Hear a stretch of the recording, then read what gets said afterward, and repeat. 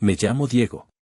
Tengo 28 años, soy mecánico en un taller por la zona de Oblatos, y desde hace unos meses vivo solo con mi perro, un choloitzcuintle flaco y terco al que le puse Chato. Esta historia que voy a contarles no tiene nada que ver con motores, aunque empezó con uno que no quiso encender. Era jueves por la noche, casi las 11. Venía manejando de regreso al departamento por Periférico, cansado, con el uniforme lleno de grasa y la cabeza todavía haciendo ruido. Uno de los chavos del taller se enfermó, así que me aventé su último servicio. Ya quería llegar a casa, echarle de cenar al Chato y tirarme en el sillón a ver cualquier cosa. Pero al pasar por una curva entre Mariano Otero y López Mateos, vi un auto detenido con las intermitentes encendidas, estacionado de forma extraña. Frené por puro instinto. La calle estaba sola, apenas pasaban algunos camiones. Bajé la ventanilla. Adentro, una mujer miraba al frente, con las manos sobre el volante. No parecía asustada, solo, paciente. Como quien lleva rato esperando algo que no termina de llegar. Me estacioné unos metros adelante, me puse el chaleco del taller y caminé hacia ella. ¿Todo bien?, pregunté sin levantar la voz. Soy mecánico. Ella giró la cabeza despacio. Tenía una mirada sobria, limpia, de esas que uno no espera encontrarse en medio del periférico a esa hora. Creo que sí, dijo, y luego bajó el vidrio. El coche simplemente se apagó. No es la batería, eso ya lo revisé. ¿Le puedo echar un ojo? Asintió con cierto recelo, pero sin miedo. Me abrió el cofre y confirmé lo que imaginaba, el motor de arranque estaba muerto. Nada raro en un coche viejo como ese. Va a necesitar grúa, le dije. Puedo llevarlo a mi taller, si quiere. Es aquí cerca. Ella dudó unos segundos, luego suspiró. Sacó el celular del asiento y dijo. Está bien. No conozco otro lugar, y ya es tarde. Mientras esperábamos a que llegara la grúa que uso en emergencias, me quedé parado a su lado. En el asiento del copiloto tenía un libro doblado, Ficciones, de Borges, y del respaldo colgaba un rebozo azul marino, de esos que ya no se ven tanto. No hablamos más hasta que llegó la plataforma. Ella subió conmigo en la cabina del camión. Se llamaba Renata, tenía 43 años y vivía cerca del Parque Revolución, en una casona antigua. Me dijo que era editora, o algo así. No entramos en detalles. Yo tampoco hablé mucho. Cuando llegamos al taller, le di una tarjeta escrita a mano con mi nombre y el número del lugar. Gracias por la ayuda, dijo antes de bajarse. A la orden, señora, contesté por reflejo. Ella apenas sonrió, como si le hubiera parecido gracioso. La vi alejarse caminando bajo una farola, envuelta en ese rebozo, con el cabello recogido y los pasos firmes, aunque lentos. Chato me estaba esperando en la entrada del departamento, inquieto. Le serví de cenar y luego me senté en el sillón, pensando en esa mujer que no parecía tener prisa, ni siquiera cuando todo alrededor se detenía. Al día siguiente, antes de que el sol secara la humedad de la madrugada, recibí una llamada. No era común que alguien me marcara tan temprano, y menos un cliente. Contesté medio dormido, con el Chato roncando a mis pies. ¿Diego? Soy Renata. ¿Interrumpo? No, para nada, mentí, rascándome la cabeza. Quería agradecerte por lo de anoche. ¿Tomas té? ¿Té? Sí. Me parece más honesto que un gracias seco. Si tienes un rato hoy, claro. Acepté sin pensarlo demasiado. No porque me urgiera el té, sino porque había algo en su voz que sonaba auténtico. Y porque, siendo sincero, no tenía nada mejor que hacer ese sábado. Llegué a su casa poco después del mediodía, con Chato amarrado con su correa vieja y un frasco de galletas que me habían regalado en el taller por Navidad. No sabía si eran del gusto de alguien como ella, pero preferí llevar algo. Su casa era de esas que sobreviven al tiempo con dignidad. Fachada de cantera rosa, portón de madera, y un timbre que sonaba como campana antigua. Me abrió con una sonrisa mínima, apenas movida por la comisura. Pasa. Puedes soltar al perro si no es destructor, dijo, dándole un vistazo rápido a Chato. Cruzamos un zaguán oscuro y pasamos al patio interior. El lugar parecía sacado de otra época, bugambillas trepando por las paredes, una mesa de hierro oxidado con mantel bordado y un par de sillones viejos, mullidos, como los que uno ve en casas de tías que ya no están. ¿Aquí te sientas a leer?, pregunté, mientras Chato se echaba junto a una maceta de helechos. A veces. O a ver llover. Últimamente más eso que otra cosa. Nos sentamos. Me sirvió un té con hojas que olían a hierbabuena y canela. Lo preparó en una tetera de barro que parecía tener más años que yo. No había música. Tampoco prisas. Yo era editora, dijo de pronto, como si hubiera estado ensayando la frase. Aún lo soy. Freelance, supongo. Pero ya no suena igual. ¿Ya no te gusta? No es eso. Es que, uno deja de sonar como sonaba cuando tenía con quien hablar del silencio. La frase me dejó quieto. No supe si responder, así que le conté lo primero que me vino a la cabeza. Me divorcié hace 3 años. Sin drama. Sin gritos. Solo fue como cuando uno deja una chamarra colgada en casa ajena y se da cuenta meses después de que ya no le hace falta. Ella asintió. No dijo lo siento, ni me miró con compasión. Solo escuchó. Supongo que me acostumbré a que nadie me espere, añadí después, mirando cómo Chato dormía. Yo también. Aunque a veces escucho pasos que ya no están, dijo ella, mirando el techo de tejas. No hablamos mucho más. Solo cosas sueltas, que le gustaba la comida de mercado, que detestaba los correos de trabajo con signos de admiración, que nunca aprendió a manejar bien pero adoraba los coches viejos. Me preguntó si alguna vez había leído algo que me cambiara. Le hablé de un cuento de Rulfo que nos dejaron en secundaria y que aún no entiendo. No todo se entiende, me dijo. Hay cosas que solo se sienten. La conversación no fluía como un río, sino como gotas que caen en una cubeta metálica. Lentas, pero constantes. Y aunque el silencio aparecía seguido, nunca se sintió incómodo. Más bien necesario. Al despedirme, ella me acompañó hasta el zaguán. Gracias por venir. Y por las galletas, dijo, levantando el frasco. Cuando guste, respondí. Otra frase de mecánico, pensada para cerrar sin decir mucho. Si alguna vez quieres café de verdad, ya sabes, dijo, medio en broma, medio en serio. Asentí. Me agaché a ponerle la correa a Chato, y al salir, sentí su mirada en la espalda. No volteé. Solo acaricié la cabeza del perro, y antes de cruzar la calle, me giré un segundo. Ella seguía ahí, apoyada en el marco, como si aún esperara algo. No supe qué significaba todo eso, pero el día tenía otro sabor desde que salí de su casa. Como si algo se hubiera soltado adentro, sin hacer ruido, pero dejando espacio para más. No hubo una promesa, ni un acuerdo, pero de pronto empecé a ir más seguido a su casa. A veces por una reparación menor, un contacto que no servía, una puerta que chirriaba, una lámpara que titilaba sin sentido, y otra simplemente porque sí. Ella no preguntaba por qué iba. Yo no preguntaba si me esperaba. Se volvió una especie de costumbre tácita, como esas rutinas que uno forma sin saber en qué momento empezaron a importar. Chato ya no necesitaba correa para llegar hasta su patio. Apenas cruzábamos la acera, él se adelantaba y empujaba el portón con el hocico. A veces Renata ya estaba ahí, con suéter tejido, leyendo en el sillón del fondo. Otras, abría la puerta con una taza en la mano, como si supiera que íbamos a llegar justo en ese minuto.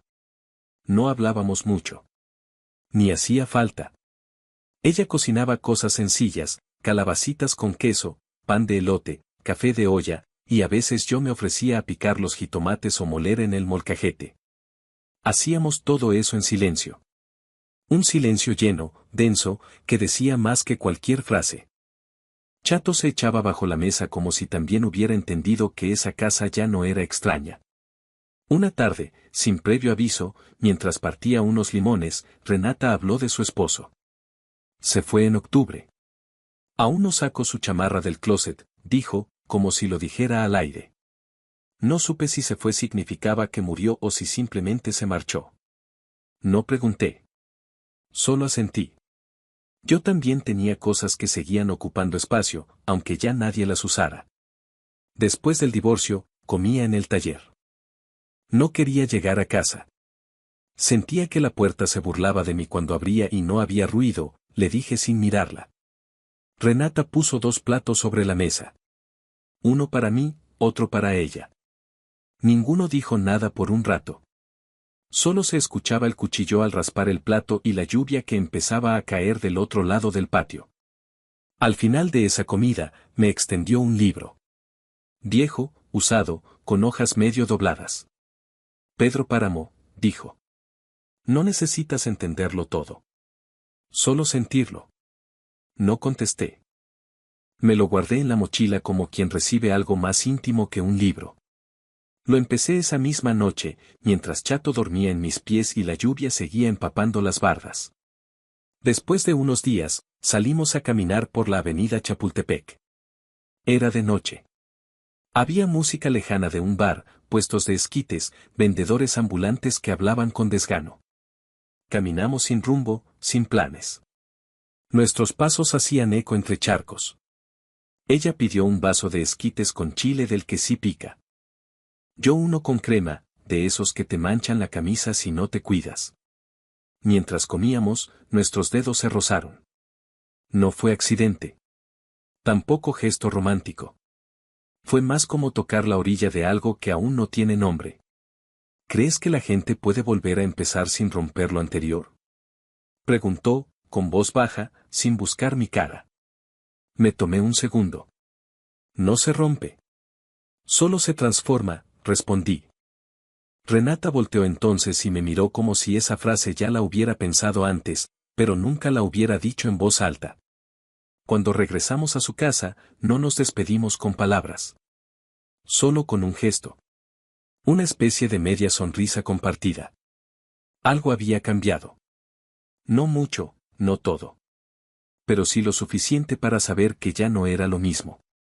Esa noche, antes de dormir, Chato subió solo al sillón y se hizo bolita como si supiera que pronto habría que hacer espacio para algo más. Y yo, con el libro abierto sobre el pecho, supe que en esa casa de muros gruesos y bugambilias cansadas, se estaba gestando algo más fuerte que el silencio. La primera vez que entré a su casa y no nos sentamos en el patio fue por una fuga. Me llamó una tarde en que el cielo amenazaba con romperse en tormenta. Diego, ¿te molesta si vienes? La lavadora empezó a tirar agua por debajo. No es urgente, pero no quiero que se me inunde la cocina. La escuché al teléfono mientras sacaba a Chato al parque. Su voz tenía algo distinto. No urgencia, sino necesidad. Como si más allá del agua en el piso, necesitara otra cosa. Voy saliendo, le dije. Cuando llegué, no abrió la puerta como otras veces. Ya estaba entreabierta. Chato empujó con el hocico y entró primero, directo a su rincón junto al sillón del fondo. Ella estaba en la cocina, agachada, con un suéter largo que apenas le cubría las piernas. Estaba descalza. El cabello suelto, húmedo. Tenía el rostro limpio, sin maquillaje, sin prisa. La casa olía a romero y algo dulce, como pan recién horneado. Pasa, dijo sin voltearse. Ya saqué las toallas, pero sigue saliendo agua. Me agaché a revisar detrás del aparato. Era un tubo viejo, con la rosca barrida. Nada grave. Lo podía arreglar en unos minutos. Ella se quedó ahí, parada junto a la barra, mirándome. No de manera obvia, pero yo sentía sus ojos. No decían nada, pero tampoco estaban en silencio. No acostumbro tener visitas, comentó, mientras me pasaba una llave inglesa que había encontrado en un cajón. Yo tampoco acostumbro venir sin herramienta, respondí, sonriendo. Pero traes las manos, dijo. Y eso basta. Levanté la cabeza, sorprendido. La frase no sonaba como piropo, ni como halago fácil. Era otra cosa. Como si me dijera que veía más allá de lo que hacía, de lo que arreglo, de lo que callo. Volví a mirar el tubo. Apretar, Ajustar, secar. Todo en orden. Me levanté con las manos húmedas. Ella me ofreció una toalla, y al tomarla, nuestras manos se rozaron. No fue un toque largo, pero sí intencional. ¿Te quedas un rato? Hice pan. Y tengo mezcal del bueno. No respondí de inmediato. Solo la seguí hasta la sala. Nos sentamos uno frente al otro, ella con el vaso pequeño entre las manos, yo aún sintiendo la humedad del tubo en las uñas. No esperaba sentir de nuevo, dijo de pronto, mirando el líquido que giraba en su vaso. No la interrumpí. Durante mucho tiempo creí que ya había sentido todo. Que lo que me quedaba era recordar, o acomodarme con lo que quedaba. Pero ahora no estoy tan segura. Tampoco yo esperaba nada. Y míranos, le dije, sin ironía, sin peso. Aquí estamos. No hubo más palabras. Solo el sonido de la lluvia que empezaba a golpear las tejas. Ella se acercó apenas. Su pierna rozó la mía. No por accidente. Y entonces pasó. No fue rápido, ni torpe, ni fugaz. Nos besamos como si estuviéramos aprendiendo a hablar otro idioma. Lento, con respeto. Como si el cuerpo de cada uno fuera tierra ajena, sagrada, que había que pisar sin romper nada. Su mano subió por mi cuello con calma. Mi pulso estaba desbocado, pero mis movimientos eran suaves. Chato dormía a un lado, ajeno a todo, como si entendiera que esa casa ya no era la misma desde hacía semanas. Nos quedamos así, sin decir nada, respirando el silencio que quedaba después del primer contacto. No hacía falta nombrarlo. No era una escena de novela, ni algo planeado. Solo fue eso, la certeza de dos cuerpos cansados que se encontraron a mitad de su propio camino. Sin exigencias. Sin futuro claro. Pero con la calma de quienes ya habían sobrevivido a otras tormentas. Y esa noche, por primera vez, no me fui apenas oscureció. Me quedé. No porque me lo pidiera, sino porque no hizo falta decirlo. Guadalajara entró en esa temporada que siempre llega sin avisar, donde el cielo se parte en dos a media tarde y la ciudad se vuelve un espejo lleno de charcos. Las lluvias no nos cambiaron la rutina, solo nos dieron una excusa para quedarnos más tiempo en el mismo lugar. Y ese lugar, poco a poco, empezó a parecerse más a su casa que a la mía. Empezó con una noche. Luego otra. Después fue ya quédate y luego hay café para mañana. Sin darnos cuenta, dormíamos juntos más seguido de lo que no. Sin hablar de relaciones, ni ponerle nombres a nada. Solo estábamos. El primer domingo que amanecimos sin reloj, ella me preparó café de olla con piloncillo y canela. Yo salí a la panadería esa que siempre huele a mantequilla, en la esquina de López Cotilla, y regresé con un pan de nata que se deshacía con los dedos. Desayunamos en bata, con el radio encendido en una estación que pasaba boleros, y Chato echado a nuestros pies, oliendo los restos de pan. Renata me miraba distinto. No con urgencia ni ansiedad, sino con esa atención que se da solo a lo cotidiano. Me tocaba el brazo de vez en cuando, como quien comprueba que algo sigue ahí, que no fue un sueño.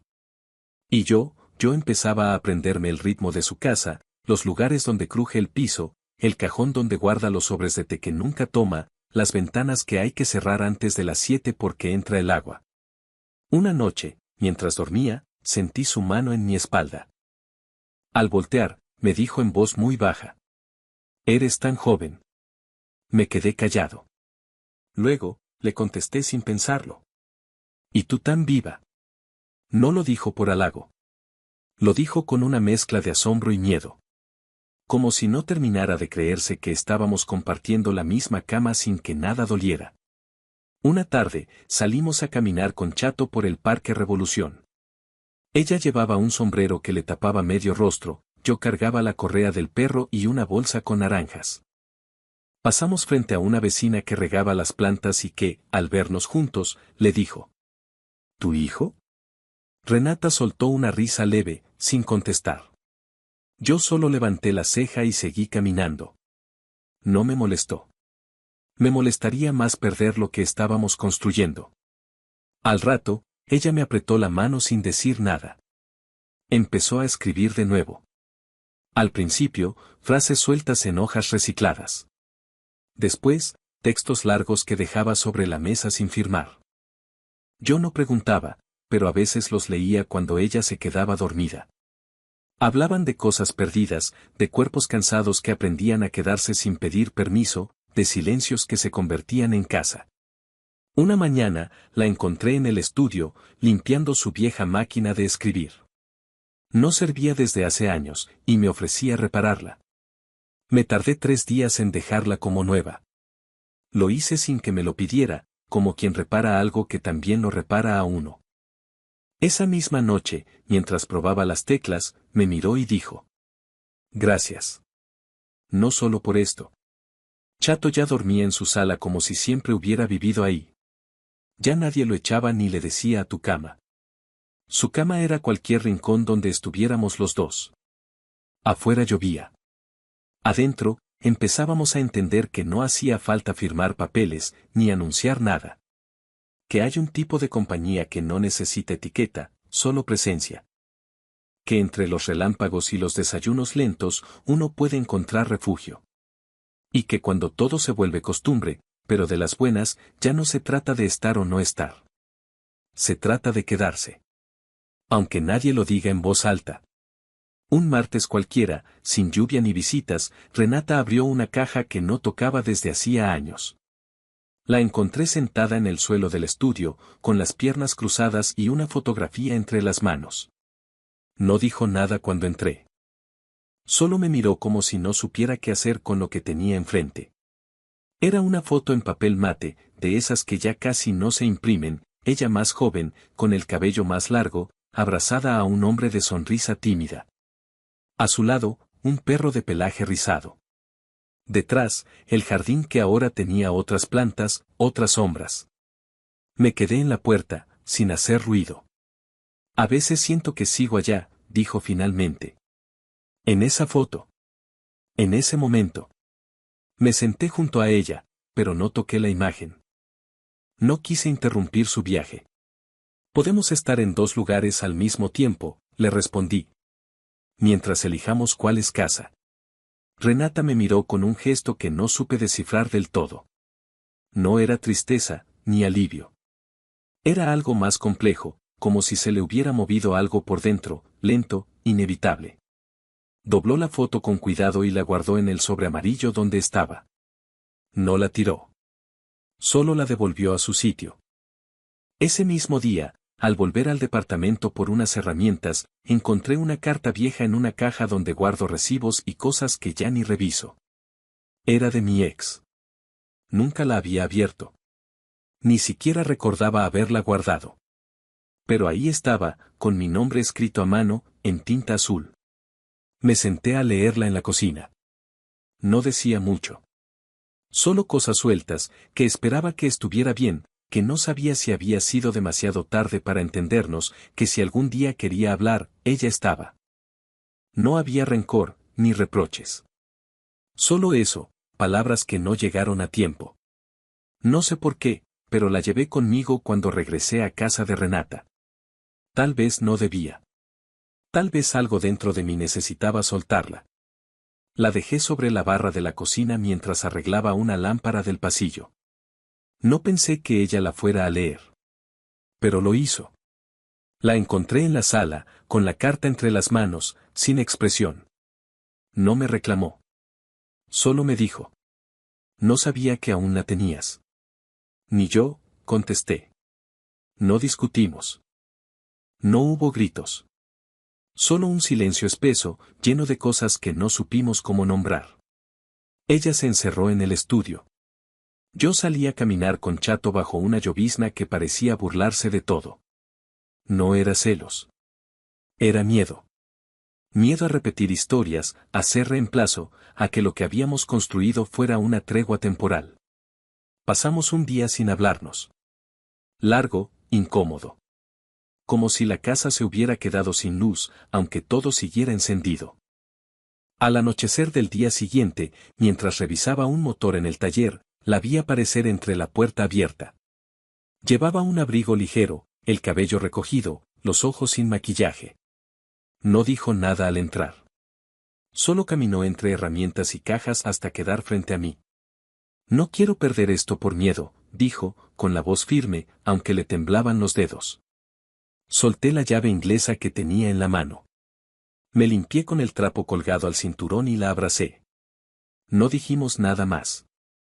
No hacía falta. La grasa, el calor del taller, el ruido de fondo, todo desapareció cuando ella apoyó la frente en mi pecho y cerró los ojos. Y en ese abrazo, entendí que todos arrastramos algo. Fotos, cartas, recuerdos que se quedan en los bordes. Pero también entendí que cuando alguien elige quedarse, lo que arrastramos se vuelve más liviano. Porque ya no se carga solo. Porque se comparte. Y eso, sin que lo supiéramos, también era amor. No hicimos promesas después de aquella noche en el taller. Tampoco hubo discursos ni definiciones. Solo seguimos. Más juntos. Más tranquilos. Como si habernos visto al borde del miedo nos hubiera confirmado que sí valía la pena sostener lo que teníamos entre manos, aunque a veces temblara. Una mañana de sábado fuimos juntos al mercado Alcalde. Renata quería comprar guayabas para una mermelada que según ella sabía preparar más o menos. Yo solo quería acompañarla, verla moverse entre los puestos, con esa calma de quien ya no tiene prisa. El mercado estaba lleno de voces, de frutas apiladas en pirámides torcidas, de olores a tierra y a comal. Ella probaba los tomates, preguntaba por los chayotes más tiernos. Yo me quedé mirando cómo hablaba con los vendedores, con una cercanía que parecía cultivada desde siempre. Al pasar por un puesto de artesanías, me detuve a ver unos aretes hechos con hilo rojo y cuentas de barro. ¿Y estos?, le dije, mostrando celos. ¿Me los vas a robar o los vas a comprar?, respondió con una sonrisa burlona. Depende de tu respuesta. No dijo nada más. Solo se los puse en la mano y pagué en silencio. Ella no los usó ese día. Pero más tarde, ya en casa, los dejó sobre su mesa de noche. Como quien deja algo valioso a la vista, sin miedo a que desaparezca. Esa misma noche, ya con la lluvia golpeando los ventanales y la ciudad apagándose poco a poco, bailamos. Sin música. Sin pasos ensayados. Ella con calcetines de rayas, yo con las manos aún manchadas de grasa de la bicicleta que había estado arreglando en la tarde. Fue un movimiento torpe, casi ridículo, en medio de la sala. Pero también fue el más honesto. Después de reírnos un buen rato, fuimos a la cocina y preparamos un mole improvisado. Malísimo. Picante, salado y con arroz pegado. Nos lo comimos igual. Ella dijo que la comida sabe mejor cuando se cocina entre dos errores. Yo agregué que así también se escriben las historias largas. Esa noche sacamos fotos con su celular. Tontas, mal iluminadas, con Chato metiéndose en cada cuadro. Una donde ella me muerde el hombro, otra donde yo le hago una mueca con la boca llena. No eran fotos para redes. Eran fotos para no olvidar. Una de esas la puse como fondo de pantalla. Ella lo vio y no dijo nada. Solo me besó en la frente cuando creyó que dormía. Días después, mientras caminábamos por Avenida Vallarta rumbo a una librería, Renata se detuvo al vernos reflejados en un ventanal. Tomó mi mano. Sin mirarme. Solo lo hizo. Y seguimos caminando así, como si fuera lo más natural del mundo. En la librería, se acercó una señora mayor, elegante, que parecía conocerla. Renata, qué gusto verte. ¿Tu hijo? Ella sonrió con pausa. No. Él es Diego. La señora no dijo más. Solo asintió y siguió su camino. Pero yo me quedé con la frase sonando en la cabeza. No por lo que había dicho la mujer, sino por la manera en que Renata me había nombrado. Sin aclaraciones. Sin bromas. Solo con mi nombre. Como quien ya no necesita justificar lo que siente. Al salir, la tomé de la cintura y la acerqué a mí. No fue gesto de conquista. Fue afirmación. Estábamos ahí, en medio de una ciudad que no siempre entiende lo que no entra en sus moldes, pero que tampoco puede evitar mirar. No quiero que esto sea un secreto, ni un error, me dijo esa noche, mientras guardaba los libros nuevos en el estante de madera que habíamos armado juntos. Entonces vamos a vivirlo. ¿Cómo se vive lo que vale?, respondí. Y así fue como cruzamos la línea que separa lo íntimo de lo real. No con anuncios, ni con aplausos. Solo con manos entrelazadas, caminando por calles que ya no nos eran ajenas. Porque cuando uno se vuelve casa para alguien, no hace falta explicar nada. Solo estar. La mañana en que supe que todo había cambiado, no fue por una gran declaración ni por algo extraordinario. Fue por algo tan simple como abrir los ojos y oler el epazote. Renata estaba en la cocina, tarareando una canción que no reconocí, mientras cocinaba chilaquiles en su sartén de hierro. Yo me quedé en la cama, mirando el techo, sabiendo que ya no estaba de visita. Que ese lugar, esa rutina, ese aroma, ya eran parte mía. Chato entró a la recámara con el hocico lleno de sol. Se subió a la cama y me miró como diciendo, «Esto es casa, ¿no?». Le acaricié la cabeza y asentí para mí mismo. Esa semana dejé una playera mía colgada en su closet. No la escondí, no la metí en un cajón. La colgué junto a sus suéteres, como quien siembra algo pequeño y espera que brote. Ella no dijo nada, pero unos días después, al abrir el refrigerador, vi una lista de súper pegada con un imán. Decía, café, aguacates, croquetas para Chato, pan del bueno, crema para ti. Era su letra. Era su forma de decir ya somos. No nos mudamos. Yo seguía durmiendo en mi departamento algunas noches, más por costumbre que por necesidad. Pero ya no sabíamos bien dónde empezaba una casa y terminaba la otra. Mis herramientas empezaron a aparecer en su lavadero. Su crema para las manos apareció en el baño de mi taller. Un día Chato amaneció decaído. No quiso comer, ni moverse. Nos preocupamos. Lo llevamos juntos al veterinario. Mientras lo revisaban, Renata me apretó la mano sin palabras. Cuando nos dijeron que solo era una infección leve, suspiramos al mismo tiempo. Como si hubiéramos contenido la respiración todo el día. Esa noche dormimos los tres juntos, Chato en medio, nosotros a los lados. Ella le decía mi niño, yo le decía el jefe. Él solo dormía, satisfecho, como si supiera que era parte de algo más grande que un paseo al parque. Poco después, Renata publicó un texto. No me dijo nada hasta que ya estaba en línea. Lo leí en su computadora, sin que me viera. Se titulaba Amar después de los 40. No era ficción. Hablaba de cuerpos que habían aprendido a sanar, de pieles con historia, de miradas que ya no buscaban promesas, sino presencia. Lo firmó con su nombre completo. Cuando terminé de leerlo, ella apareció en la puerta del estudio. Me miró en silencio. No dije nada. Solo me acerqué y la abracé desde atrás. No escribo para esconderme, me dijo. Y yo no me escondo de lo que siento, le respondí. Después de eso, empecé a estudiar mecánica avanzada por las noches. Un curso en línea, con videos medio lentos y tareas que me hacían doler la cabeza. Ella me ayudaba. Se sentaba a mi lado, corregía mis apuntes, me leía los términos en voz alta con acento de maestra antigua. A veces discutíamos sobre motores como si estuviéramos planeando un viaje. Ella decía que todo lo que se entiende puede arreglarse. Yo decía que hay cosas que es mejor sentir primero. Los domingos se volvieron sagrados. Desayunábamos en pijama, sin apuros. Pan con mantequilla, café negro, mermelada que a veces le salía muy líquida. No había planes. No había preguntas. Ese domingo, mientras ponía los platos en la mesa, le dije. Aquí estoy. Ella me miró, con el sol dándole en el rostro, y respondió. Y aquí me quedo. Y no hizo falta decir más.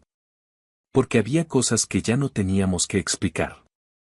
Porque lo que empezó con luces intermitentes y un motor detenido, terminó convirtiéndose en algo que no necesitaba empujones para seguir. Solo voluntad. Y cariño. Y ganas de quedarse, incluso cuando asustan las ganas. Ahí, en esa casa entre bugambilias, con el techo que aún gotea y las fotos que ya no duelen, entendí que el amor no siempre llega con fuegos artificiales. A veces llega con una taza de té, con una llave inglesa, con un perro que se duerme en medio. Y cuando llega así, lo único que uno puede hacer, es quedarse.